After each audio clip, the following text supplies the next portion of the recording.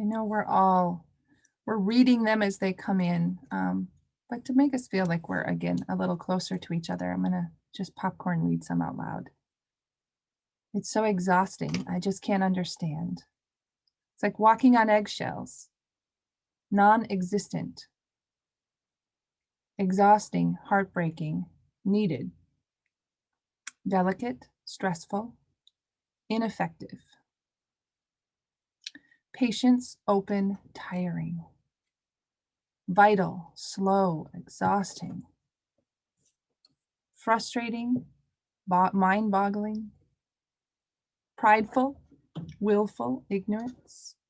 That's probably together. Prideful, willful, ignorance.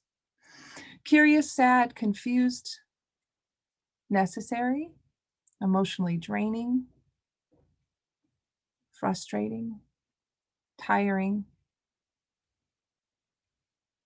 hard because I feel like a tiny blue bobber in an angry red lake.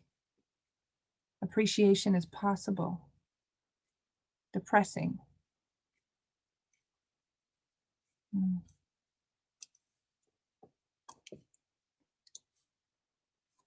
This here, this list, this beautiful list that to me, I'd like to even have someone put into a poem, some way to capture it, is also why I'm really excited as we move into this space to have Harry and Andrew and Kira with us, because they're doing this work every day. They're doing this work from an organizational perspective. And I think there's just a lot that we're all holding and a lot that this group is probably ready to ask. So I'd love to dive into our conversation. It'd be like asking our panelists to come up to the stage, but they're here with us right now. And I want to start with each of them having an opportunity to introduce their work and their organization. And Harry, Nathan Gottlieb, can I pass to you first to tell us about your organization, Unify America, and your unique approach to bridge building? Happily. So if you're someone who is frustrated that we are not solving our problems in the United States, and have a sense that maybe the reason we're not solving those problems is because we're constantly fighting each other, that the way we try to solve problems is through fighting, Unify America is trying to create a movement to replace politics, which is to say decision-making through an adversarial process, with problem solving, a decision-making through a cooperative process. The goal is to build systems where diverse groups of regular citizens work together to identify the best solutions. It's called deliberative democracy. It was invented in the 1970s in the Pacific Northwest. It's happening in pockets all over the world. And Anna, our host, is one of the people who've led pioneering work in deliberative democracy to improve the way that we make our civic decisions. And we see we're barely a year old, but sort of our vision is the first step is we need to reduce contempt and identify shared goals that we can work on together. We need to create a community of people who want to replace politics with problem solving and train people for doing so, and then to establish this democratic problem solving process where we start with a shared goal. We have citizens themselves start with a shared goal, deliberate through pros and cons of multiple possible solutions, and narrow it down to one favorite solution in a consensus building fashion. And then to have those citizens work with legislators to actually make this solution that bubbles to the top through a thoughtful, rational, empathic process to make sure to have that become reality. Thanks, Harry. And before I pass, can you also just a little context, tell us how long the organization has been formed and sort of what its history is? Just a little context. Well, so the organization started in January of 2020 officially, but I actually piloted this idea in 1993 and 94. And it was a little early, even though the problems were still there. Like it kind of, the genesis of it was, it had been 10 years since Ronald Reagan had been shot. And there this like 10 years later, there'd been no movement over the gun control debate. I'm like, how could it be a decade and we still are fighting about the same problem? There must be something that we can do to sort of actually look at instead of just fighting each other, maybe we can look at ways to solve this problem and do this in a deliberative, thoughtful manner. And of course, it's all these years later and we still are fighting about it, which just shows you how stuck we are.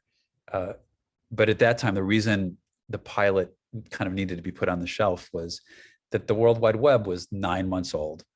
And it was just simply too early. So I went off and I built a couple of software companies, and I'm finally in a position to sort of come back and I think hope that the world is ready. Certainly the technology is ready. Thanks, Harry. Andrew, what role does your organization play in helping people talk to each other across differences? Yeah, thanks, Anna. Thanks so much, everyone, for having me. My organization is called the One America Movement. It's an aspirational title. We should have this whole division thing wrapped up by next Thursday, if all goes well. We combat what we call toxic polarization, which we used to have to define, and now everyone kind of just gets it. Like whatever the last year was, that was toxic polarization. But in seriousness, toxic polarization, I think to Harry's point, is it's not, I disagree with you about this issue. It's not, let's just become civil so we can get along better. Toxic polarization is about a type of conflict that's designed to perpetuate itself rather than actually solve problems. And we think about it as the difference between anger and contempt.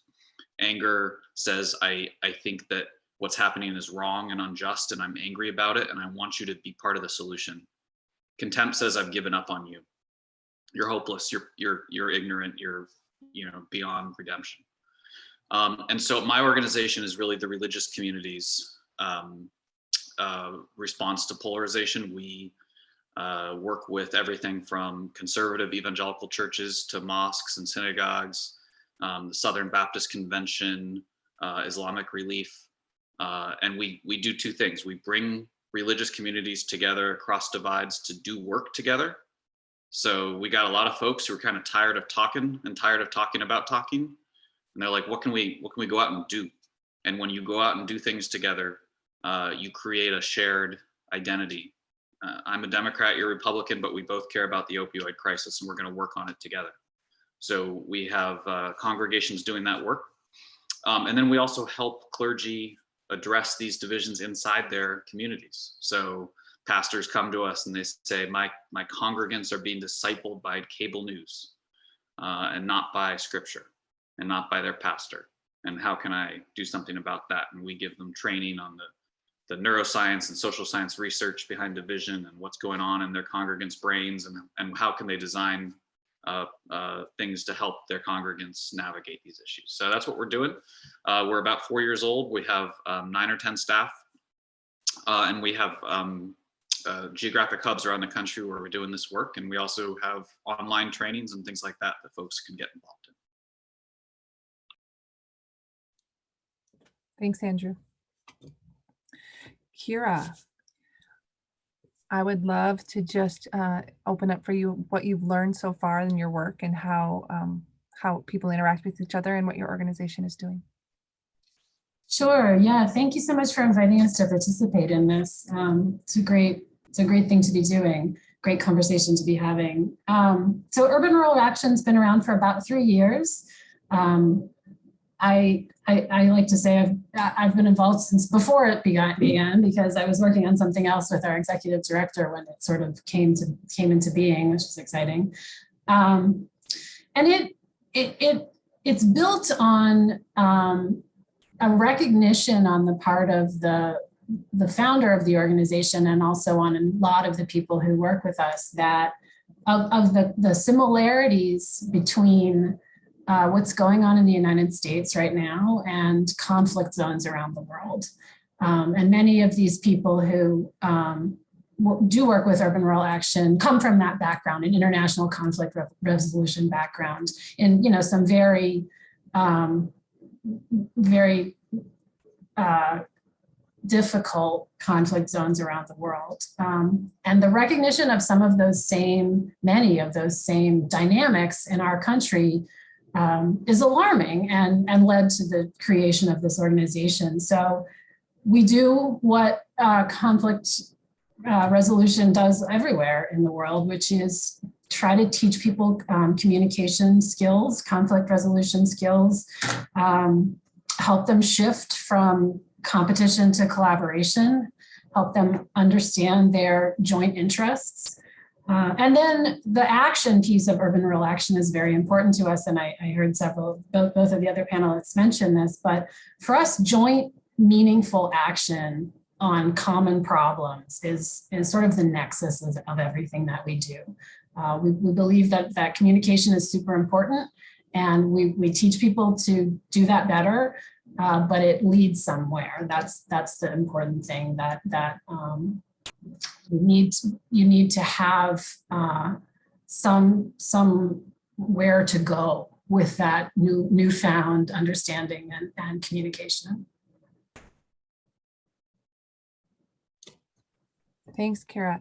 Andrew, I just want to toss back to you because I see you nodding your head. And I also, in an acknowledgement of these crazy Zoom world digital spaces we're in, going through things, Andrew, I don't know if you know this, I saw we were in a joint document that was editing around bridging work a year or two ago. And a comment that you made in this document that had resonated for me was that instead of just finding shared identities, we should be building shared identities through joint action. Do you also want to add to this notion that Kira's laid out about joint action and how it shows up for you? Yeah, sure. I got a little scared when you said something I commented in a Google Doc 2 years ago, but that's okay. There's a really boring scientific term for this called cross-cutting identities. And in Ezra Klein's book, he talks about how in countries around the world that have strong cross-cutting identities, civil wars are 12 times less likely. And so, when I think about cross-cutting identities, I think about my next door neighbor. He doesn't vote the same way I do at all. But we have little second graders who think they're going to get married to each other one day. And we drive them to and from school back when school existed. And so we have this thing that connects us. We didn't have to find it. It was just there, right? And that thing does not mean that our other disagreements don't matter. But that thing is a starting place for us to have a relationship where we can move forward somewhere positively. So in response to what you brought up, though, I mean, I think yes, there are things that connect us already: food, sports, geography. But there's also a lot of shared values that have never been activated. So my mom and my sister-in-law also vote differently, but they both have spent a lot of time reading to low-income kids in schools. And that is something that if you activate it, you bring them together, that can create a relationship that would not have been possible otherwise. And so that's what we do. And to Kira's point, getting people together and saying, what do you want to work on together, creates an identity that they then are part of the same thing. And that is really critical to the health of our country. For all of you with the work that you're doing, and you've you've laid out for us, what results have you seen, or how are you measuring success? And how you're measuring success, has it changed over time? Yeah, whoever wants to unmute first or wave your hand, and you can have the floor. I just talked, so I defer. I can say something about that. So it's a great question, and it's hard to answer, right? And I mean, I mentioned earlier, I'm a mathematician, but I firmly believe that not everything is quantifiable, and many of the most important things are not. That said, we do a lot of sort of baseline end line kind of work with the groups that we work with to try to determine what the impact has been on them, both personally and within their communities and their sort of broader circles of influence. And it's striking. I mean, it really does. It's amazing how much a person's perspective can change from something that seems to be fairly small, like a relationship with another person or a successful endeavor together. And so I think one of the measures is that, right? Are we affecting people's perception of their community, their role in their community, a different community, recognizing that actually we do have a lot of shared values, or understanding better what the difference in our values might be and why. But then secondarily, there's also these really tangible things, right? As I said, urban rural action is built on this idea of action. And so we can point to a project and say, yeah, we did that. The participants in our Uniting for Action America program, we have about 3 different groups, cohorts that have done, projects, really, I guess is the word for it, that they can be proud of, things that they can say, we did this thing. So I don't know if that's what you mean. I don't know if that counts as a measure, really, but it certainly, it helps. It's a tangible result at any rate. Thanks, Kara. Harry.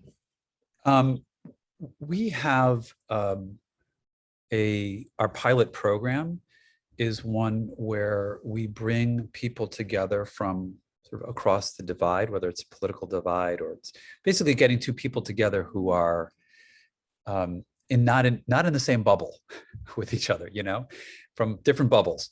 And we take them through a structured conversation. It's called the Unified Challenge. They're on a video conference together, just the 2 of them. And on one side of the screen, they're kind of given prompts and asked to ask. So it starts off with some icebreaker questions. And then we give them this survey, which we call the Survey of American Aspirations. And it's a series of statements that you can, agree or disagree with. And we ask both of them to do the survey together. They answer individually, but the point is to discuss the questions together. And so we're collecting the data coming out of those questions. And to give you an example, we're really talking about goals. And I think so much of political discussion is about tactics. And we don't even realize that we're just talking about tactics. Like by way of example, Medicare for All is a tactic. But we have a question that is, we should make sure that all Americans have access to high quality, affordable healthcare. That is a goal. That's an end result. And it turns out that among the people who've taken the Unified Challenge, 97.2% of them agree with that goal. I mean, it's almost everybody. To give you some other examples, the border wall, that is a tactic. But we have a question in the survey that is,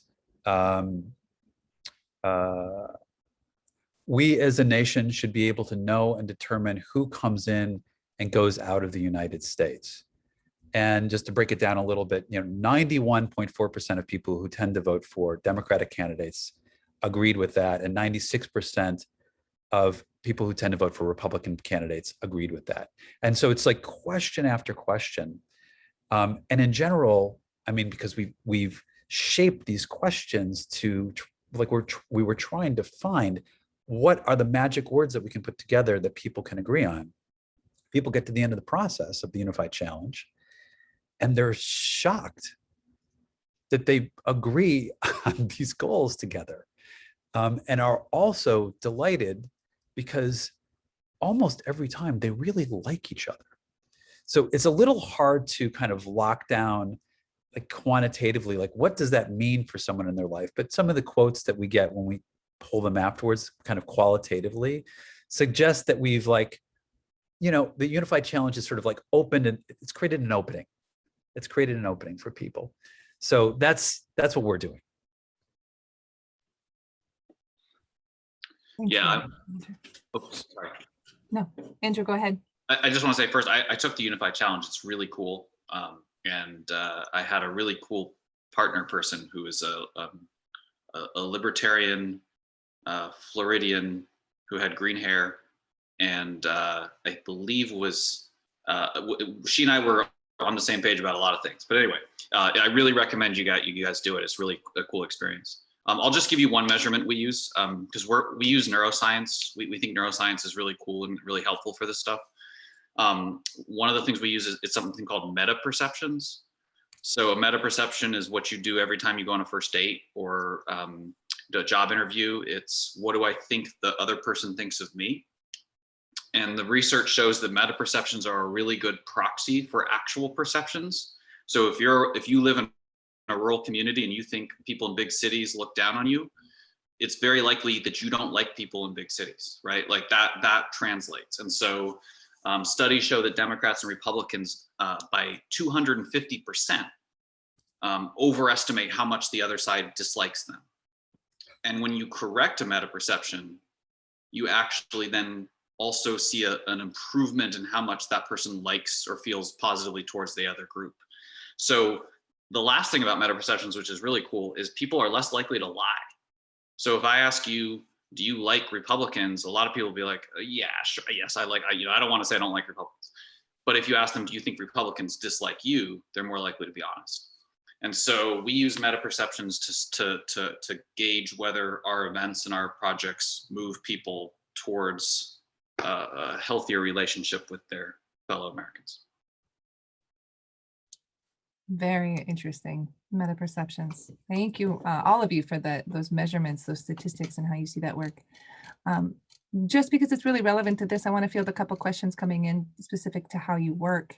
One of them was just, and maybe this is for you, Harry, or everyone, but if there's any recorded sessions of deliberate democracy in action, or maybe all of your work in action, is there ways that people can see and feel it as it's done, or does that take away from the trust of people in that space?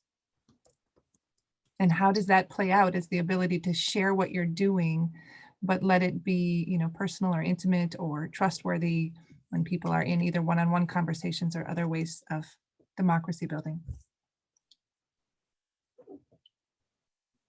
I mean, I would, the one thing I'd say is one of the things that we've learned is that you put two people together and there's nobody else watching. We have evolved to want to get along. When you put people in their tribal settings, like lots of other things happen, they're at a rally, and, it doesn't necessarily bring out the best in us. But you put two people together, like we don't have like a long list of rules, for example. It says, okay, you've got to do this, and we have a short, we say, the goal here is to listen to each other and to have a meaningful discussion. We don't get into kind of like bullet points of like how you need to be civil, because people just do it naturally. Now there's the exception, but it's like very, very rare, because most people want to like and be liked by the person that they're with and want to get along with them, because of course that leads to a much nicer feeling than getting into a conflict with someone and there's nobody watching. So that one-on-one thing really does wonders to and people are like, they tell each other, you sit next to somebody on a bus and suddenly you're telling them your life story. So that happens in the Unified Challenge. So we're a huge fan of like that particular mode of bridge building.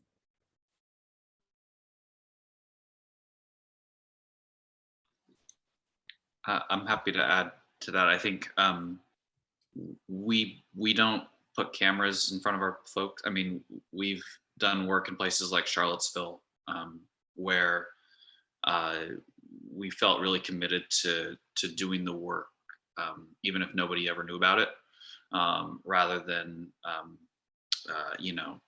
having it be theater for the country. And so unfortunately for us, that means we're really bad at getting in the news, but I think is part of our commitment to try and do the work the best way we can.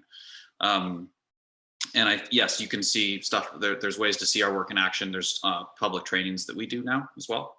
And I can put a link into our website and so forth, but yeah, I think we're trying to do that balance of the deep relational work that isn't necessarily open to the public, especially because we try to have a balanced group in terms of numbers, so that we're not having 95 Democrats and 5 Republicans. And then at the same time, making sure as many people as possible can get involved. Thanks, Andrew. Kira, did you have anything you wanted to respond to? I mean, I would just second or third, I guess, that you don't, by its very nature, this work needs to not be public when people are doing it, I think. But we have had journalists, I guess I would say, attend and participate in some of our events and write about them, report on them. There's a podcast guy that has been doing a lot of work with us. So it's sort of an in-between thing, right? That it can make what we're actually doing more public, but in a way that the participants choose which parts of what they want to contribute can be made public, and we can leave out the private parts. So that's been fairly successful for us as well. But it's not a training or like a video you can go watch, really. Thank you. Thanks, all of you. Thanks for giving us sort of that basis of your organization and the mission and where you're headed. I wanted to move the conversation a little bit to you personally, what you bring to bear in this work. From my experience, people, and I'd love to hear the experience of stepping into this space. There's an intention as to why you're all doing this work. And also that real change is systemic, but it's also, I often say, self-implicating. So it's urging us to see our own role in the change. So I want to invite each of you to share a story about how bridge building work shows up for you personally, and what personally drives you to do this type of bridging or work in the in-between space. What bridging do you continually work on in your own community or your personal life that keeps you showing up or brought you to this work? Anyone want to lead with a personal story or telling us and weaving in the personal piece?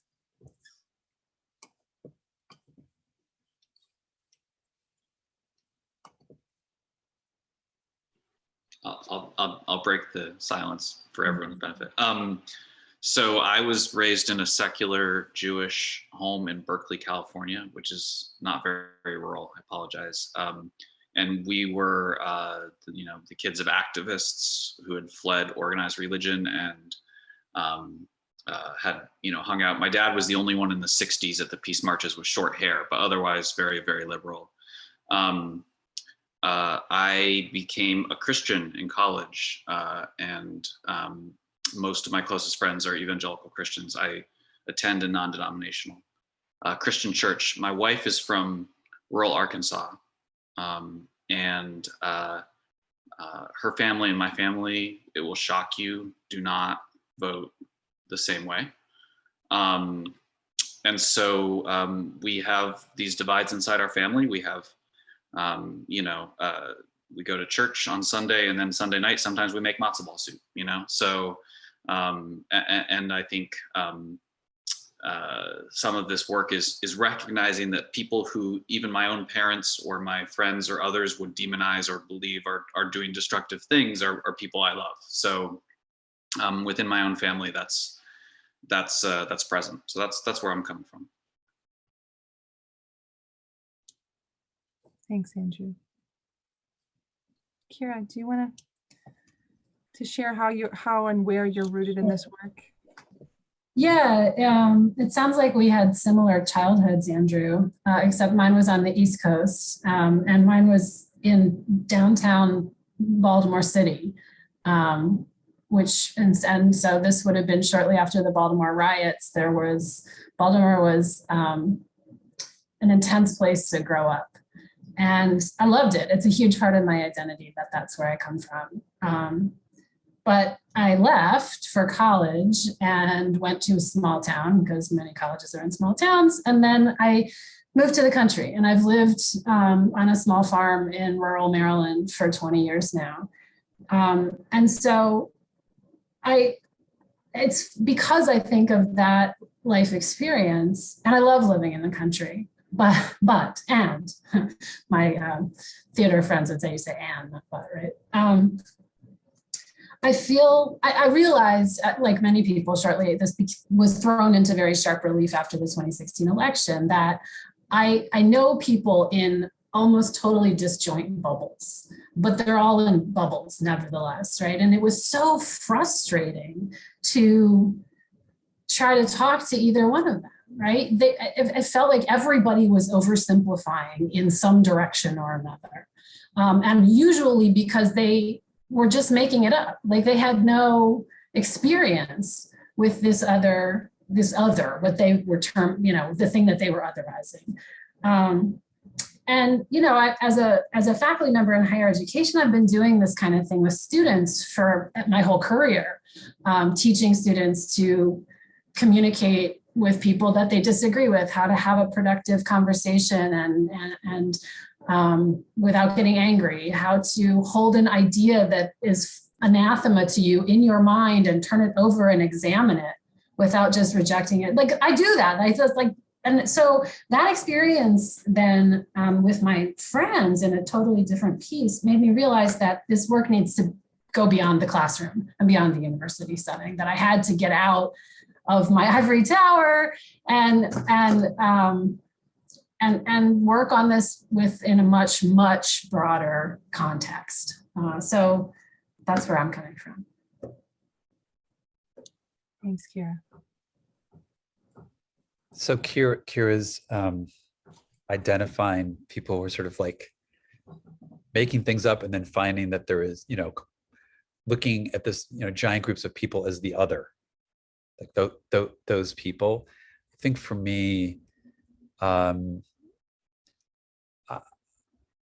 mean, obviously I had this idea about this a long time ago, as I mentioned, but I was sort of spiritually supercharged when in the summer of 2019, I took a journey through the American South. I'd grown up in the Midwest and went to school on the East Coast and have, been surrounded mostly by urban and suburban folks who consistently vote for Democratic candidates. And I wanted to get to know Southerners, evangelicals, Southern Baptists, born and bred Republicans.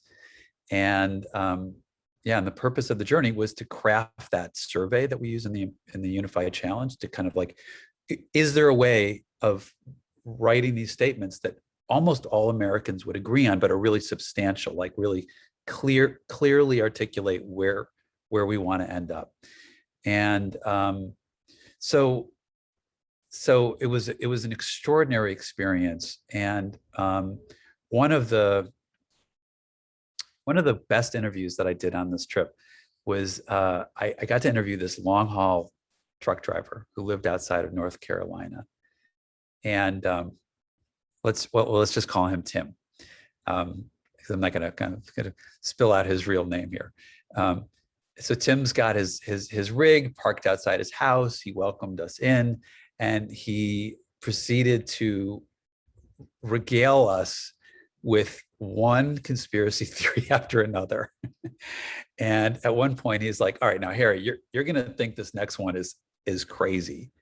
And he laid out this other conspiracy theory, which was a real whopper. And then he looked at me for my reaction. I said, Tim, you are absolutely right. I do think that's crazy.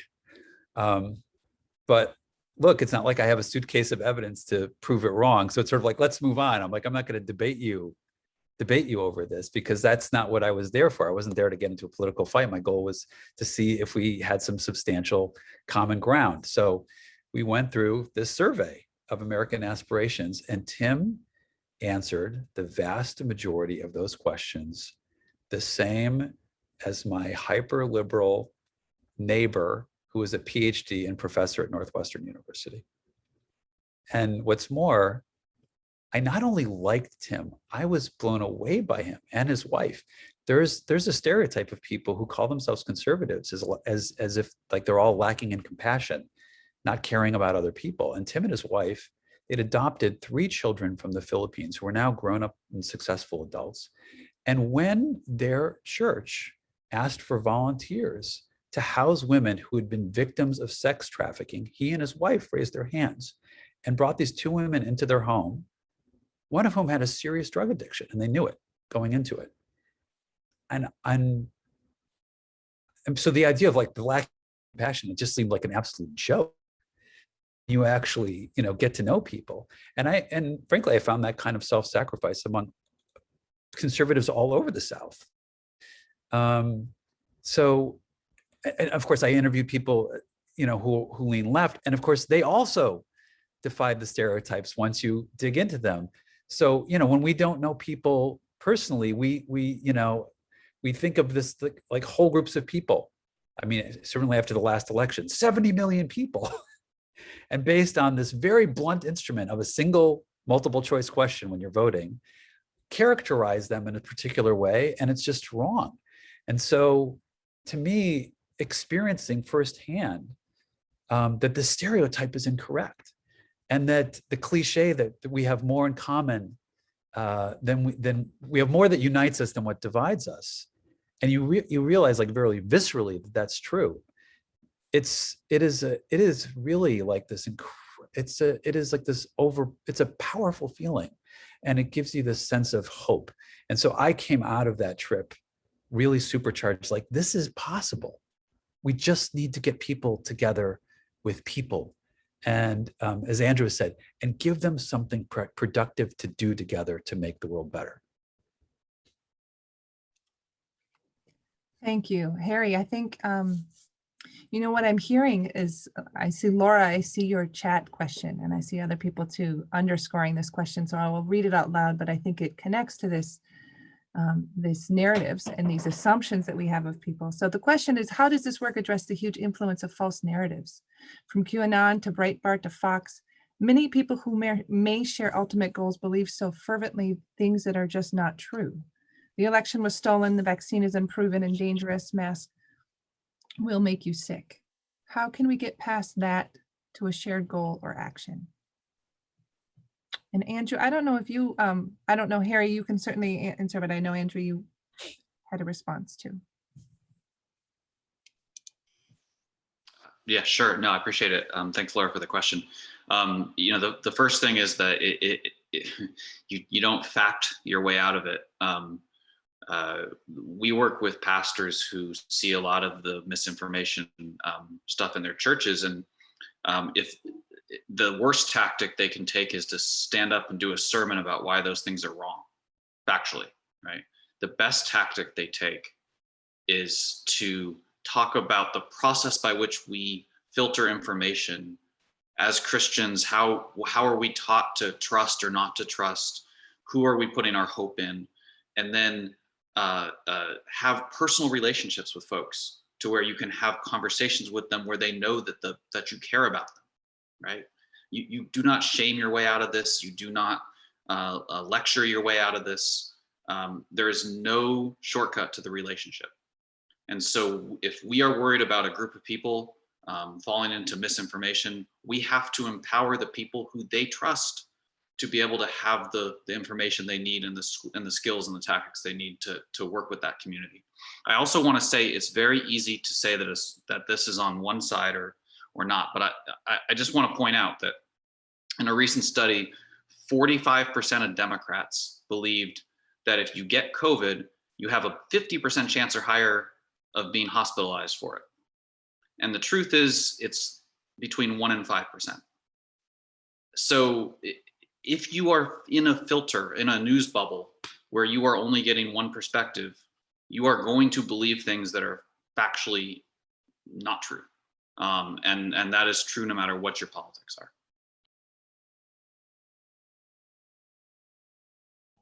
Thanks, Andrew. Kara or Harry, you want to add any perspectives? Yeah, I can.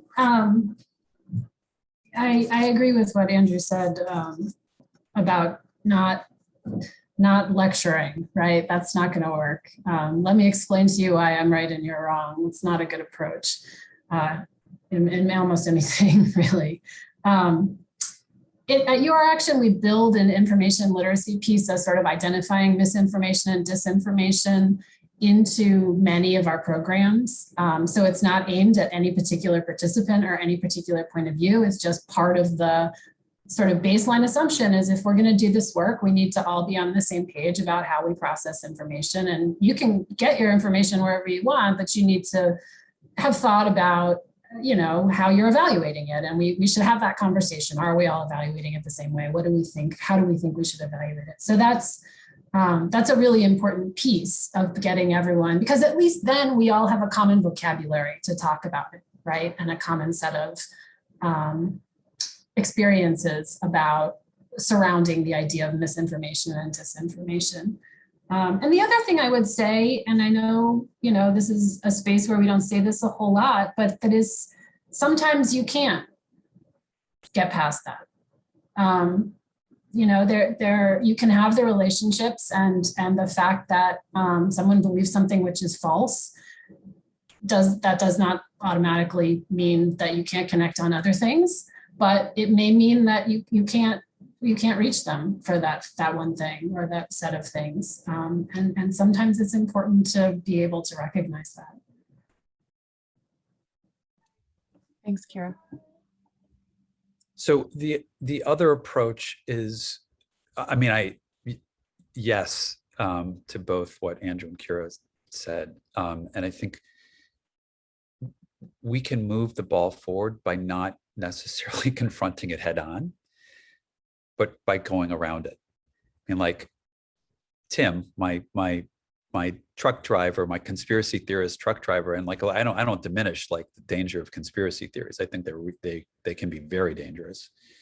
But rather than, you know, just confronting it head on, when there is a shared goal, he is a person who I actually found to be rational and empathic, but very likely extremely misinformed. But he's misinformed not necessarily about what we should be doing for healthcare. He's not necessarily like all messed up and misinformed about what we should be doing for infrastructure or for education. So given a shared goal, I can imagine him put into another setting where the facts and information, I mean, in a deliberative democratic process, you're not pulling information wherever you want. It's more like a jury trial where, like, as a jury, you're getting this information that has actually gone through a process, and there's sort of rules of evidence, as it were, so that it's really, you know, these things have actually been thought through, what you're getting presented with. And I can imagine in that situation that he would be an excellent participant, and all the kind of weird misinformation wouldn't even kind of enter into the equation.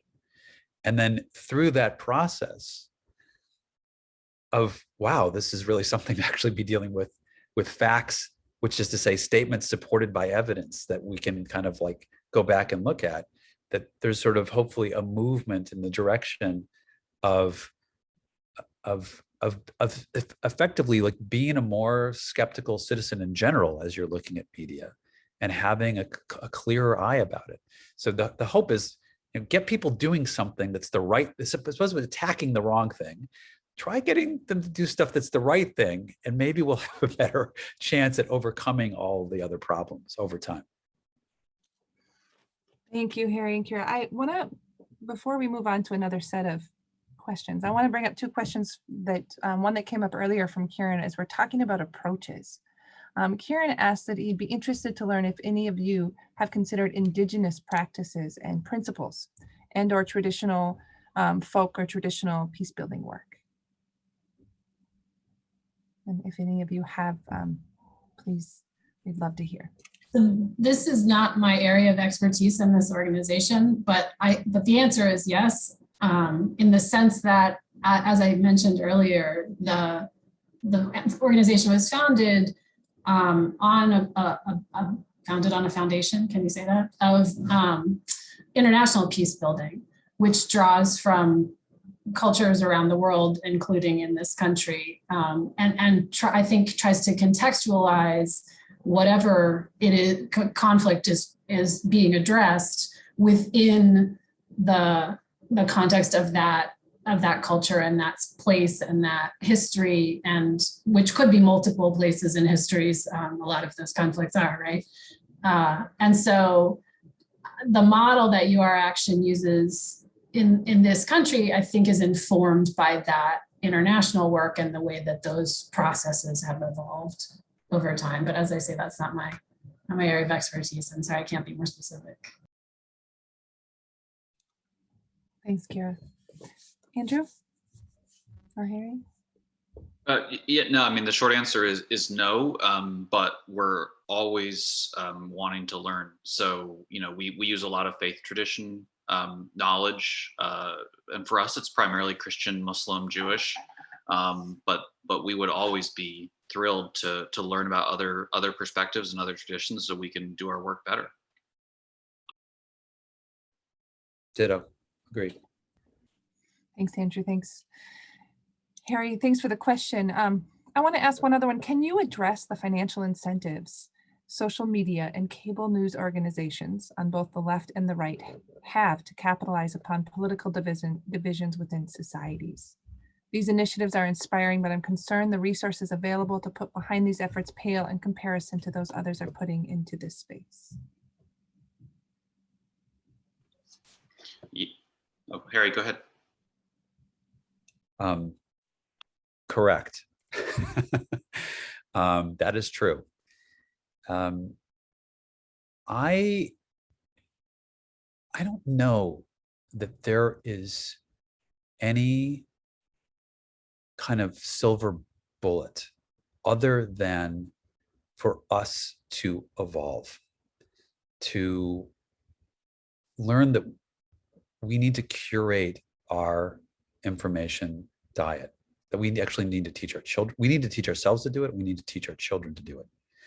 There are really good resources out there. Organizations like All Sides, or if you read The Week, there are just a couple of examples. I mean, there are places where you can get your news and have it be balanced. But yeah, we have a really big problem. And actually, I don't. Yes, it's profit driven, but one of the challenges with journalism is it is a story-based medium, and stories require conflict. So it's not surprising that so much of the news is like, let's show you the conflict, because that's what stories are. However, that is not how we make public policy. And the problem is we've kind of conflated that by turning public policy making into a sport where there's winners and losers. So we've got to find a way to move away from that and be like, if you want to look at politics as some kind of form of entertainment, which I think that there's people who like realize like, okay, we're debating personalities, but like, we're not actually solving any problems here by debating like the politician you like and the politician I hate. But if we can kind of pull that over here, but like there's something else that we can be doing together that is a different way of solving our problems. It's just not in this like ridiculous world of what is effectively entertainment. I don't see any way around. Like, I don't think those financial incentives are going to go away until people just start turning it off. And I think it is possible over time that people start turning things off. I mean, look, people stop smoking. It takes a long time, but it can happen. Yeah, I agree. I get fired up about this because I've been to social media company invitations where they bring us in and they listen to us and then they do nothing. And I've been to meetings with foundations that say, this is sort of like if you fund cancer research and fund cancer at the same time. That's kind of what I feel like we're doing as a foundation. Even the people who care about this are also often funding things that are fueling it. But I think there's enormous reason for hope. First of all, because I think there is on a spiritual level something that is beyond what any social media algorithm can touch, and I believe that deeply. And I am convinced that human beings are better than this if we put in the work. But also, I will say our organization has doubled during the pandemic. There is renewed interest. There are philanthropists who care about this for the first time. No, we do not have the money that the polarizing forces have, but hey, that's what every good movement for change has always been, right? We've always been outspent, and so I am not deterred by that at all, and I feel really optimistic. I would like to add that when you ask people across pretty much any divide you can think of, geographic, political, racial, religious, whatever, for things that they think are part of the problem in this country, all of them, almost to a person, will identify social media as a big part of the problem. And so I find that encouraging, right? Like, this is the thing that we all agree on, that's a problem. And that doesn't solve the problem, but the fact that everybody knows it's a problem, I think, is encouraging.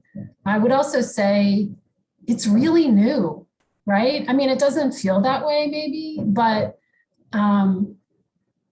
we're still in the infancy of all that stuff. And the people who, it may be that there's a generation, which would be mine, that's just not very good at consuming it. And that will improve just organically over time. Not that we shouldn't keep working on it, absolutely. But I don't know, I think it's a little too soon to call it. Thanks, Kira. Thanks, all of you. Keep sending questions too. I want to keep, we also have some other conversations I want to get to, so I hope to weave them in. But I do want to move a bit to some conversation around the hurdles and the light and the hope that you can all shine on this work that you do, because this work takes continuous courage and commitment. I think of it as you walk a tightrope, like you're hoping to empower change through your bridge building work, and to do so without exacerbating conflict. But bridging, connecting work often attracts people who want to address that, who want to heal and bring harmony, but it requires that you are right there, either next to the flames or jumping into them, like every day of conflict, of polarization. So I want to know, how demanding that work is here. And I know people in this space feel it. All of us feel it. And I'd love to hear from you, maybe Kira, what's the toughest hurdle you've overcome, or continue to struggle with this on this journey? Or how do you, if it's not what it is, how do you continue on the journey? I mean, that's such an important question, right? Because if you burn out, then what good are you? And I think constantly reevaluating what's important, what's bridgeable, what the goals are, and working on that piece of it, not to not become Sisyphus, right? Is the biggest thing, and it's ongoing. It's ongoing, and I mean, I think so. Martin Luther King Jr. talked about negative versus positive peace, right? And so, are we working towards a positive peace, which is built on justice and equity, or are we working towards a negative peace, which is just about everybody get along and be quiet about the things we don't get along about? And the second thing is exhausting and also broken and not what we want to be doing. And so to me, that's the foundational question, is what we're doing here working towards positive peace? And if so, how can we keep doing it? And if not, then we need to move on to the next thing. And this gets back to what I said before about, sometimes you can't. And you need to, absolutely, I believe that engagement and not disengagement is the answer. And I will engage with anyone who wants to engage with me in good faith. But know when this is something about which reasonable people cannot disagree. And that's not a thing that we're going to engage about. I don't know if that answered your question. Yeah, thanks, Kira. Harry, how about you? How do you continue to have the courage to jump over the hurdles, not quit, not walk around them like I feel like I did when I was in hurdles in track in ninth grade? Right after you'd finish walking 4 miles with your sheep. That's right. Yeah. And then you've got to do the hurdles. You know, I mean, we're only like a year plus into this, but sometimes I wake up in the morning and I'm lying in bed and I am, I'm a little daunted by what we're trying to do. We are the world's oldest democracy, and the way that we have made our communal decisions, our civic decisions, for the entire length of our history as a nation, is by fighting, is through this adversarial process. And one side says we want to do this, and here's a bill, and that naturally leads the other side to say I don't like this, and I don't like that about your bill, and so we're going to try to stop you, and then just hope that a compromise comes out of it that somehow serves the greater good. And I mean, it's a ridiculous process, but it's been in place for 240 years. So it's daunting to say, let's change that. Let's create a collaborative process. Let's not make decisions based on power and influence. Let's make decisions based on reason and empathy that is in fact focused on the common good. And let's do it in a way that creates consensus rather than creates division. I mean, so it seems like a great idea, but then, you read the news and think, oh my gosh, there is a really long road to travel. And, but then, I think about the Americans who were change makers who came before us, during the Revolutionary War, to break away from a monarchy, during abolition, during suffrage, during civil rights, who dedicated their lives so that America could better live up to its own ideals. And they carried the ball forward, and many of them only saw a little bit of the fruits of what they worked for. And I think, well, it's our turn. And we can't do everything, but we must do what we can, as those who came before us did what they could. And, so I pull the cover back and I put my feet on the floor and I start trying to make happen what I can. That is where I pull my strength from those who came before us. Thanks, Harry. Andrew, what advice do you have for us all to sustain us, and what sustains you? I don't really think of myself as being particularly courageous to do this work. I think you all are reading the comments in the chat about people who feel tired, who feel exhausted emotionally. My goal in our work is to give people in those positions the resources, skills, programs, etc., to do the work. Because I love my job. I get to see people transform. I get to do something I believe in that doesn't have an ends justify the means philosophy to it. I'm really lucky and privileged to do the work that I do. I don't feel like I'm imminently in danger of assassination, but who knows? But I think that the people who live in communities that are really torn apart by these divisions and feel alone or feel overwhelmed or feel like they don't know who their neighbors are anymore, those folks need to have a lot of courage. And I think if there's ways that we can support people in that position, then we've done our job. Thanks, Andrew.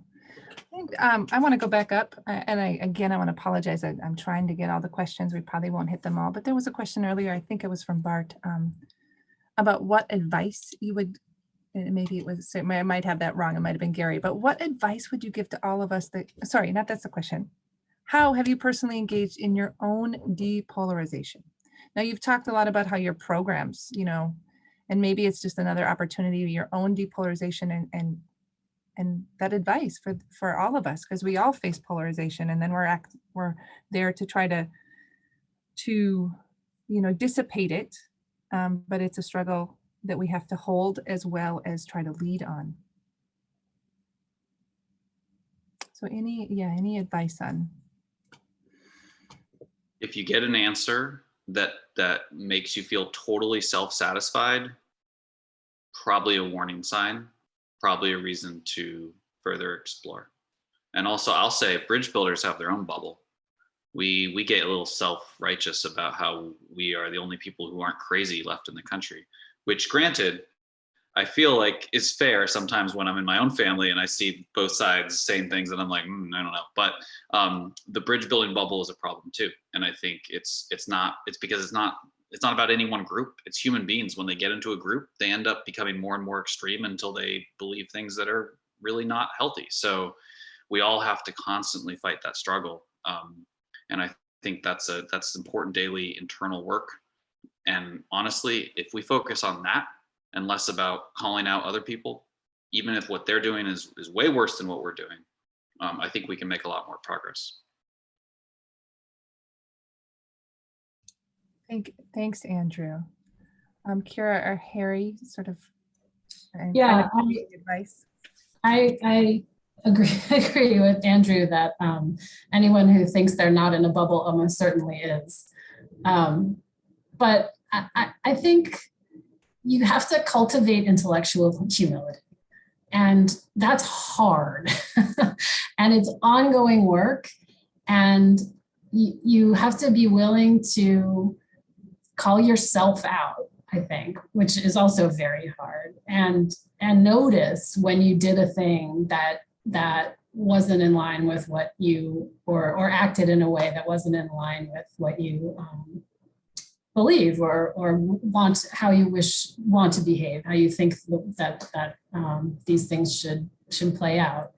And that happens to me often, that I have a reaction to something someone says or something someone does. And I think I have a friend who's a Buddhist monk, and he talks about anger a lot. People think Buddhist monks don't get angry, and that's not true. And he says, I get angry just like everybody else, but I've trained myself to see it coming and to prepare for it, and then to work through it without the huge explosion that a lot of people have. And I feel like this is a similar kind of thing. You're never going to not have those moments and those reactions, those polarizing things, but you can train yourself to pay attention to them. Thank you, Kira.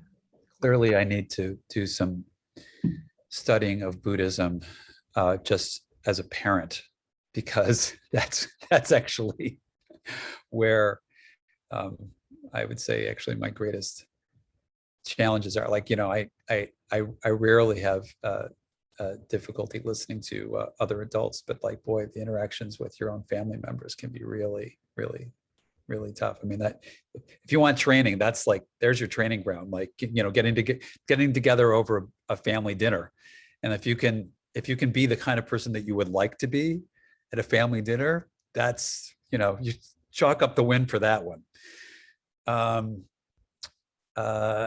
The thing that I would say, and this is unfortunately something that I don't practice as much, but Michelle Sobel, who's on here tonight, who is my longtime creative partner, always reminds me of how important it is to celebrate the wins along the way. It's not all about like, the goal like way at the end of the line. There's lots of small wins, and I think that's a way to really keep your spirits up when you're running an ultra marathon. It's actually, it reminds me of a podcast that I heard about a guy who was scaled Everest and then was coming back down, but kind of in record time, and was exhausted. And he was always saying, okay, I've just got to get to that next, rock right there. Okay, now I've got to that rock. Now I got to get to that like boulder right there. Now I've got to get to that patch of grass right there. All the way down Everest.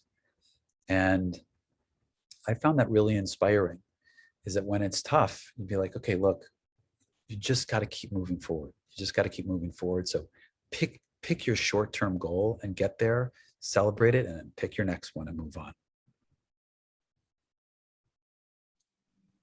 Thank you, Harry. Thank you to all of our guests, Harry, Kira, Andrew. It's really, really inspiring to know that your organizations and you in particular are out there creating bridges. And I, speak, I think, Andrew, you said it well about the courage for many people here who might consider themselves, or if I was to name, I'll speak for myself, but others as bridge sitters, knowing that people are building the bridges also and creating the structures and the framework and the approaches and the platforms. It's all part of an ecosystem. And that alone, I think, gives me hope. And I hope gives others hope here and courage to keep showing up and to keep just doing the next best thing, that next rock. I want to thank everyone for being here. And at the end of our day, doesn't matter what time zone we're on, it's the end of long days, and take a moment to also say that hopefully you'll have maybe a little nourishment, a little break. And please consider joining us for the wrap up of this beautiful Rural Assembly Everywhere, which is our happy hours. Whitney, would you mind speaking to your happy hour that I know you'll be? Sure. Yeah, there are 2 happy hours coming up at 7 p.m. Eastern. And one Anna will be leading along with her colleague Ashley Hansen, and a really wonderful set of fun people. It's an hour of informal time, I think, and I'll let Anna describe her session. The other one is a youth poetry slam, and that will be led by the Rural Youth Catalyst Project and poet Miranda Porsche. So that should be a really fun hour together. So grab your drink, take a moment, grab your drink, and then come to a happy hour. We'd love it. This has been an amazing conversation. I would ask that Andrew, Kira, Harry, if you have information that you would like to share with this broader group, to please send it to me so that I can push it out through email. If there's anyone here who has a question that you need to follow up with me on, I'm putting my email in the chat, and I'd love to hear from you. Thank you for being here today. Back to Anna. Thank you, Whitney. What a great facilitation job, Anna, by the way. You're amazing. It was my privilege to be in this space, and I don't want it to end. But for those of you who want to transition to another space, just briefly, the happy hour that Ashley and I are curating is an extension of space we've held for the last couple of years that originated called Off the Clock and then On the Clock, for people who actually, self-identify as rural cultural bearers and rural artists and people who are working bridging space. And it was a space to, we talk about bubbles, but to create sort of our own bubble so that we can sustain ourselves to be in the work outside of a bubble, the lonely place. But we're going to have a conversation about this last year of a pandemic and how do we find joy, and how do we create joy, and how do we hold joy alongside all of the anger, fear, scarcity, and it should be fun. And I know Kieran, maybe some others, some of our guest speakers were in here in this conversation and will be joining us there to share their joy. So thank you all. Be well, and hope to see you all. Thank you, Anna. Thank you to our speakers. It was wonderful. Thanks, everyone.